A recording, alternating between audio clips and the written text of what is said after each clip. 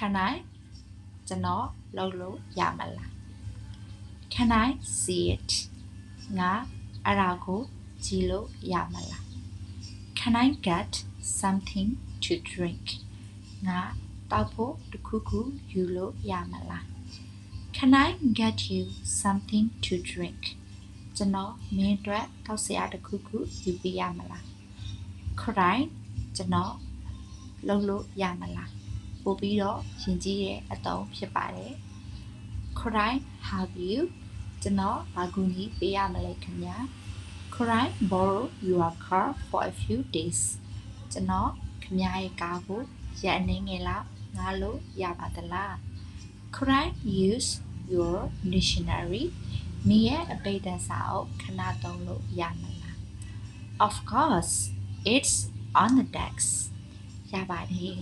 စပွဲပေါ်မှာပါ